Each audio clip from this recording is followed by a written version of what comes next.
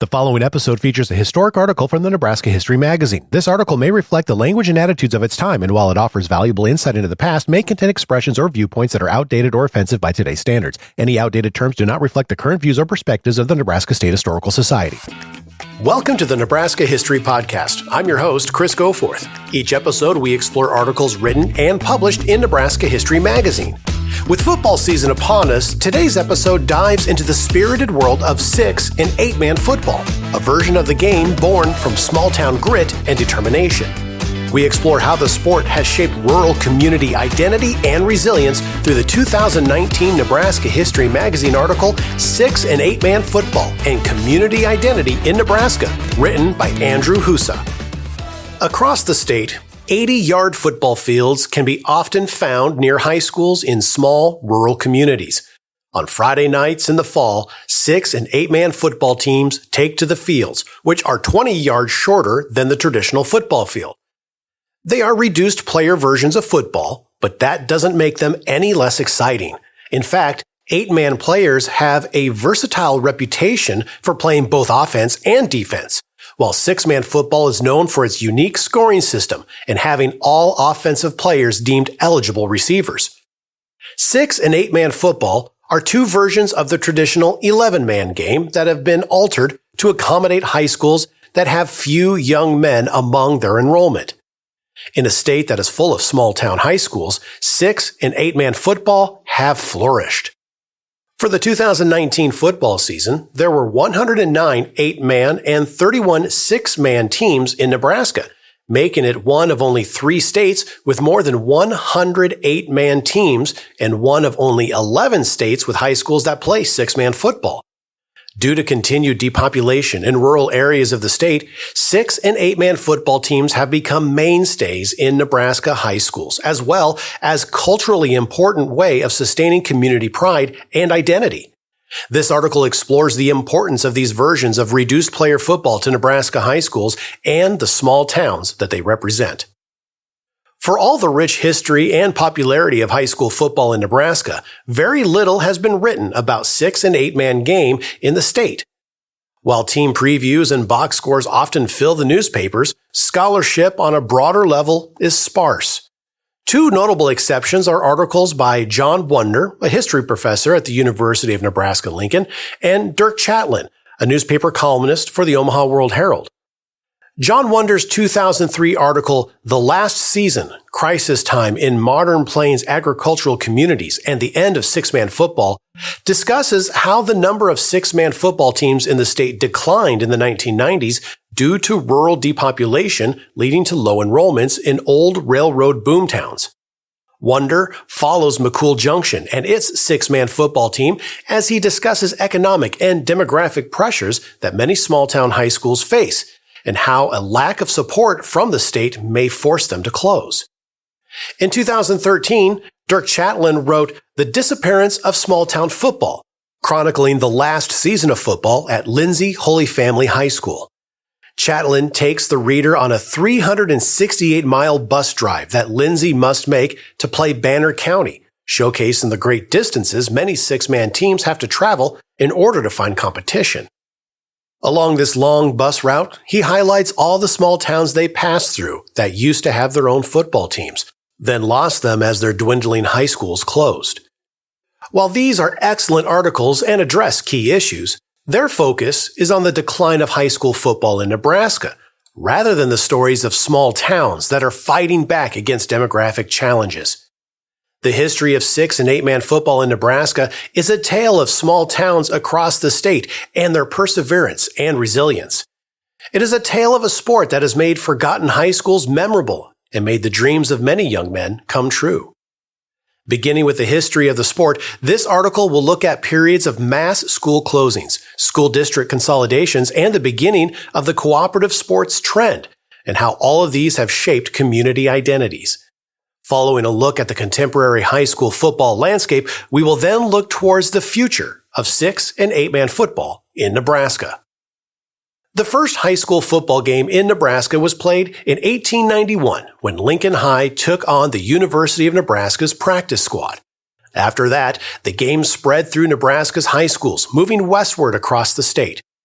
By the 1920s, most of the high schools in large towns and cities were playing 11-man football. Unfortunately, many small schools were excluded from the game because they didn't have enough young men. Many of these schools were unable to play football until the mid-1930s, when one Nebraskan created a variation of the game that could be played with fewer people. Six-man football was created by Stephen Epler of Chester, Nebraska, as an alternative for small high schools. Chester, the high school where Epler was a teacher, teamed up with the high school in nearby Hardy and played against a combination of players from Alexandria and Belvedere high schools in the first ever six-man football game on September 26, 1934. After the game, many local coaches took copies of Epler's rulebook home, quickly starting up six-man programs at their own high schools. Although the rules have since changed, modern six-man football still looks very similar to Epler's version. Besides having 5 fewer players per team, six-man football is played on an 80-yard field and has a unique scoring system. Field goals count for 4 points. 2-point conversions require a kick through the uprights, while conversions made by a pass or a run count for 1 point. Another distinctive rule is that the offense must gain 15 yards to advance through 4 downs, compared to 10 in 11-man football. Perhaps the most exciting rule of six-man football, however, is that all players are eligible to catch a forward pass. This has led some to compare it to a track meet rather than a game of football. Many have disagreed, however, such as Exeter's William J. Potacek, who told the Omaha World Herald in 1950 that his team plays the rock'em sock'em type of six-man football, and that the six-man version is just as aggressive as the 11-man football game. Coach Potacek's sentiments are shared by modern coaches, players, fans, and broadcasters, such as Kyle Kanoki of News Channel Nebraska, who helped give the television call for a 2017 six-man game in Deschler. After suggesting that anyone who watches a six-man game should brush up on the rules beforehand, Kanoki stated that although the game is remarkably different from its 11-man counterpart, it is still played by passionate athletes and is highly competitive. He added that six-man football is very entertaining, with tons of plays in open space and abundant offense. In many small towns, past and present, both players and fans have been partial to the six-man game. Just 5 years after its invention, there was nearly 100 schools in Nebraska competing in six-man football.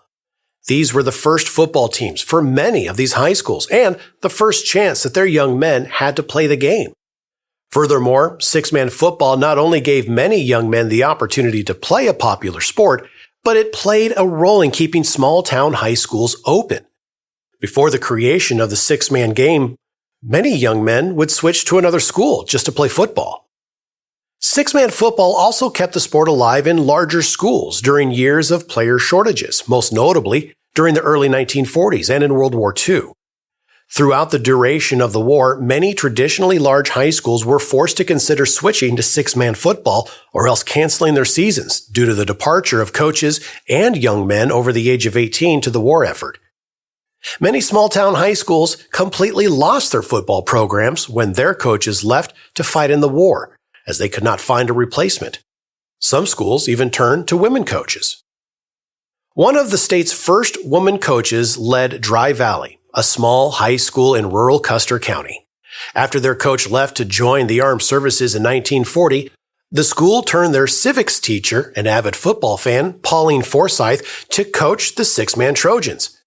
Forsyth endured a lot of criticism during her tenure for being one of only a handful of female coaches of any sport in the state.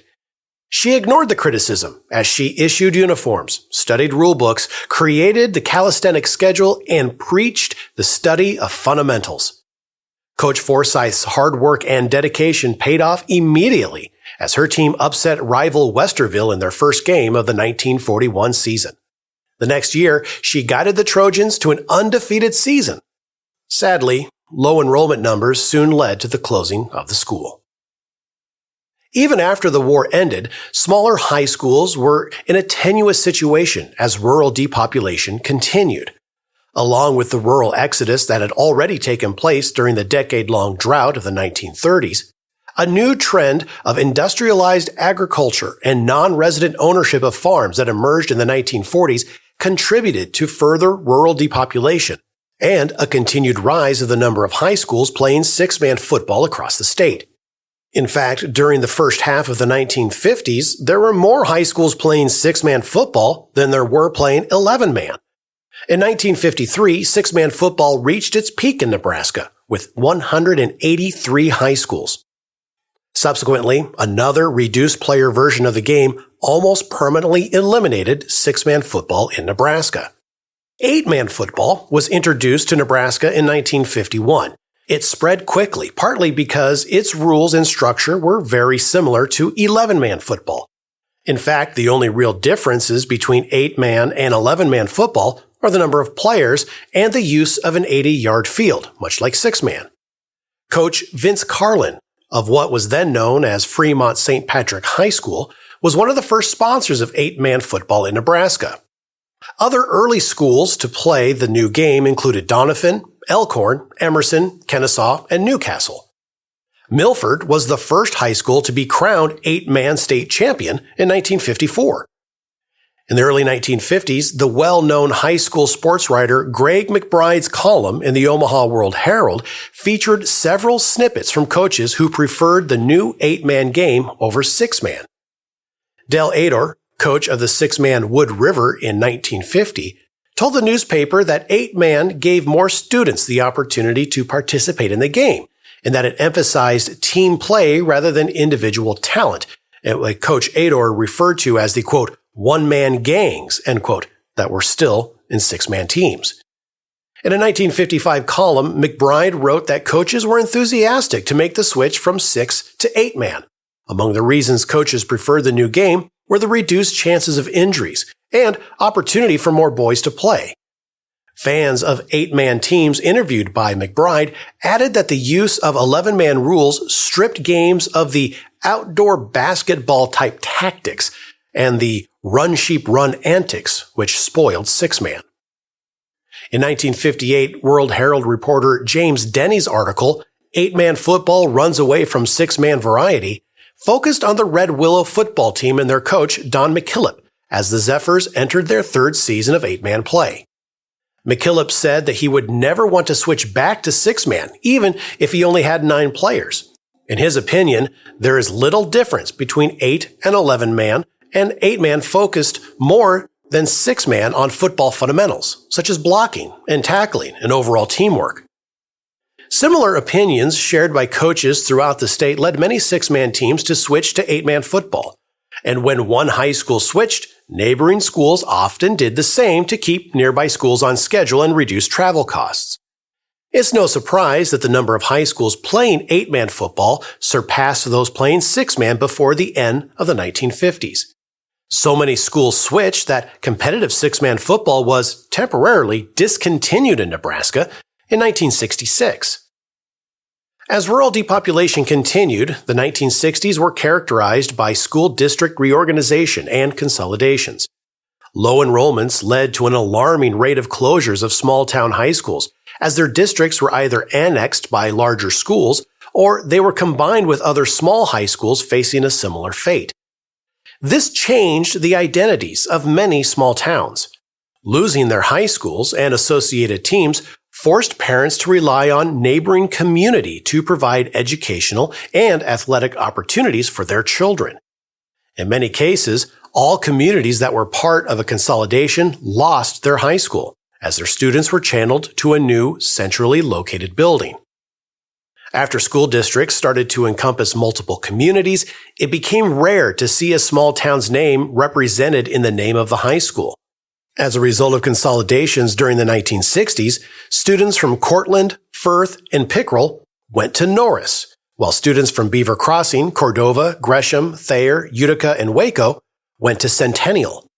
Centura became a combination of students from Bolus, Caro, Dannenbrog, and even students from Deweese, Edgar, Fairfield, and Glenville all attended Sandy Creek. In these examples, 4 high schools that opened in the 1960s combined 16 communities, each of which went from having their own high school and football team to sharing with their neighbors. These are just 4 of many consolidations that took place during this time period. Throughout the late 1960s and into the 1970s, community names continued to disappear from high schools and their football teams. Instead of going to and playing for Meadow Grove or Tilden, for example, students now attended Elkhorn Valley. In many areas of the state, consolidations connected communities across vast spaces. When Sand Hills High School opened in 1972, it brought together school districts that included parts of Blaine, Custer, Logan, and Thomas counties. As in both of these examples, consolidated high schools were often named after a geographic feature that their communities shared. Names didn't stop with physical features, however. Meridian High School, for example, was named after a ghost town that was located near the 3 communities of Alexandria, Dakin, and Tobias. Another example, Layton, was named for a combination of the last 3 letters of Gurley and Dalton, the 2 schools that were consolidated. While it was hard for communities to watch their young men play for a high school with a different name, school consolidations often came with benefits. Due to a newfound wealth of athletes in the consolidated student bodies, many of these small towns were able to watch their young men play 11-man football for the first time and compete against some of the state's larger high schools. Once again, ongoing rural depopulation eventually led many of these schools to switch back to 8-man football. Some of these high schools were coming off successful 11-man seasons, and the change did not sit well with fans. Ansley High School was one such school with a transition team to 8-man football in 1982. The Ansley Warriors had great success as an 11-man team, winning the state championship in 1977 and finishing as runner-up in 1978 and 79.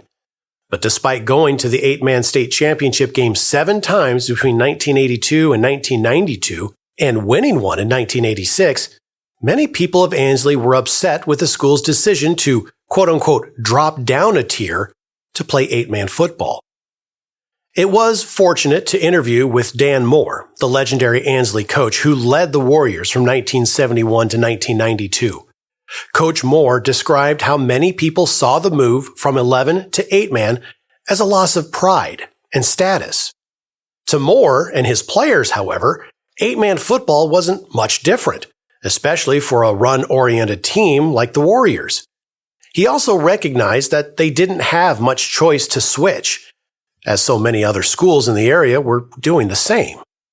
Unless they were willing to spend more time and money on traveling, scheduling 11-man games would be difficult for Ansley and many of the high schools in central Nebraska. Coach Moore saw the state's rural depopulation epidemic reflected in his teams. With fewer students, it became difficult to hold 11-on-11 scrimmages in practice, followed by a similar difficulty for even an 8-man team. Eventually, there was trouble filling starting spots if a few injuries occurred. What Coach Moore saw happening in Ansley was happening across Nebraska as more and more young people were moving away after high school to explore opportunities in cities like Lincoln, Omaha, and even Denver. In addition to the growing number of high schools playing 8-man football, the 1980s saw the resurgence of 6-man football, with many schools playing both 6- and 8-man games. The Nebraska Schools Activities Association officially welcomed the game back in 1981.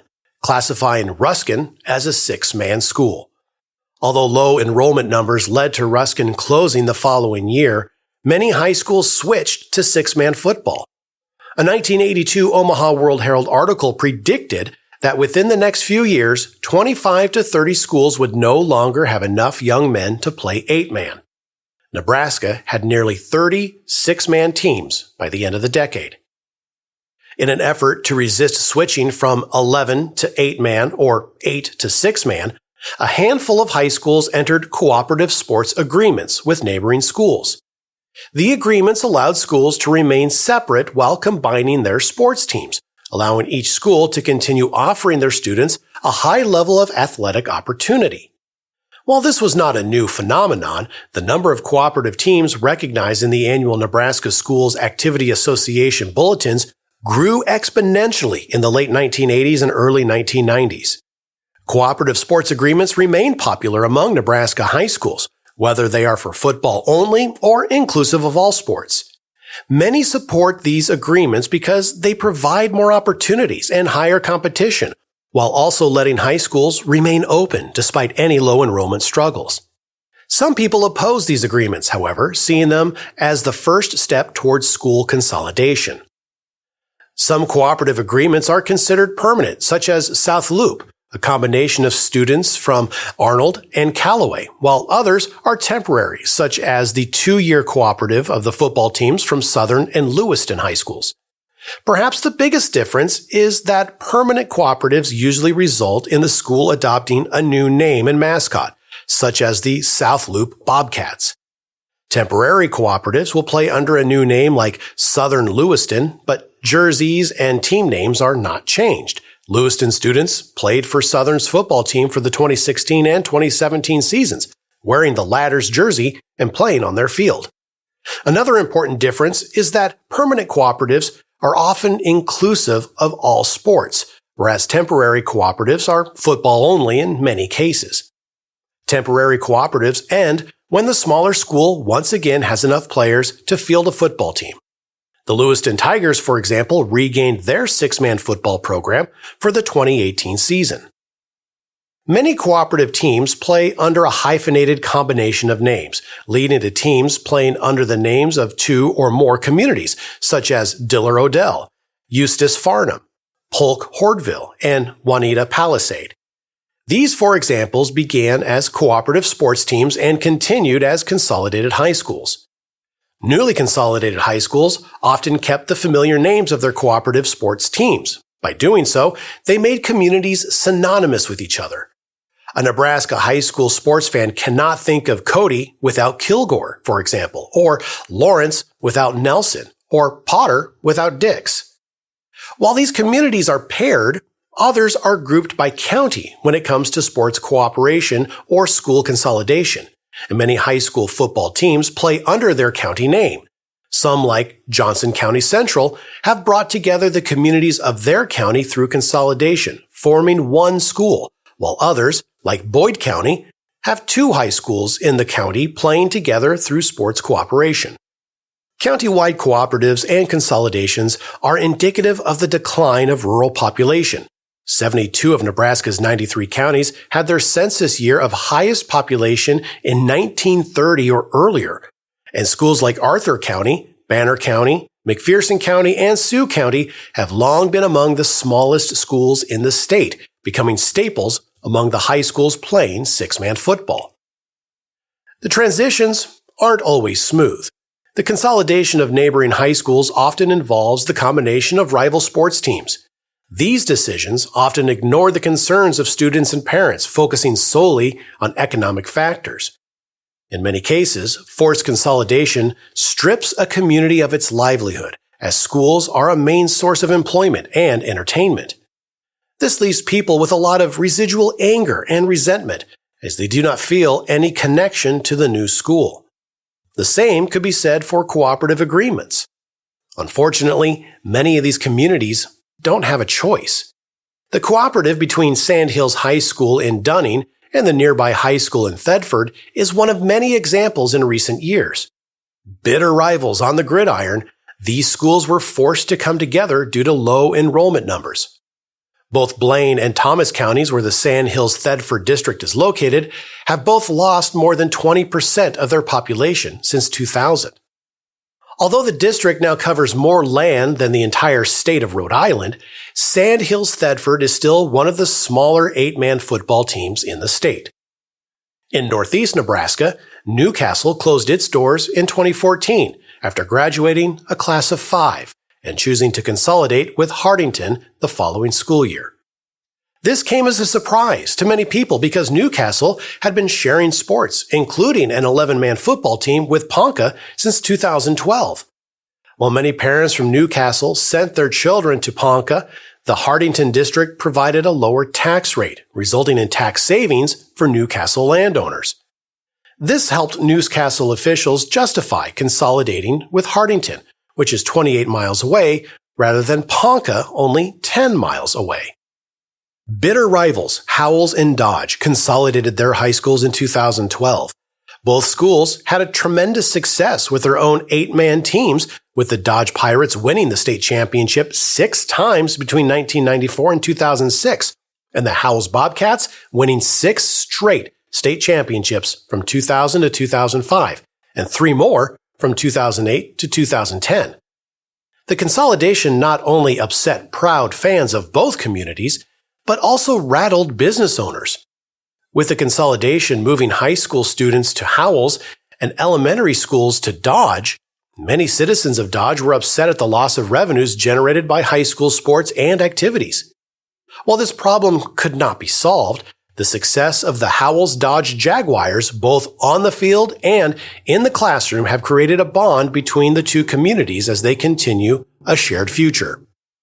Throughout the state, cooperatives and consolidations continue to be discussed, and the possibilities of teams moving from 11 to 8-man and 8-man to 6-man continue to be explored.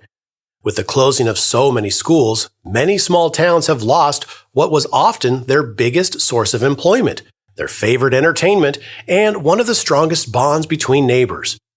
Persistent rural depopulation has led to an ongoing rise in 6-man teams and cooperative football programs, both of which have become symbolic of the decline of small-town Nebraska. It can be argued, however, that these adaptations are signs of resolve, as these communities and their high schools find solutions to their demographic problems, including ways of maintaining both athletic and academic opportunities for young women and men. With so many schools considering dropping from 11 to 8-man football, or from 8 to 6-man, the Nebraska Schools Activities Association, or NSAA, agreed to changes in the classification rules for the 2018 season. First, the NSAA now classifies schools by the number of young men they have in grades 9, 10, and 11, replacing the former practice of measuring total, both young men and women, enrollments. The NSAA also set higher eligibility cutoffs for both 6-man, 27 young men, and 8-man, 47 young men, football teams, allowing high schools more flexibility in descending classes. Additionally, the 6-man playoffs will be officially sanctioned by the NSAA for the first time since the late 1990s. By forming a sanctioned playoff system, the NSAA has acknowledged that 6-man football will continue to prosper in Nebraska.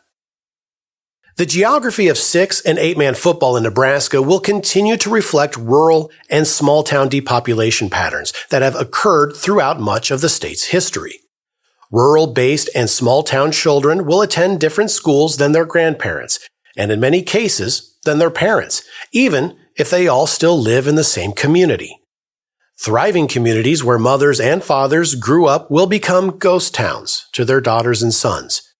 Old school buildings will be repurposed or stripped and sold for their materials.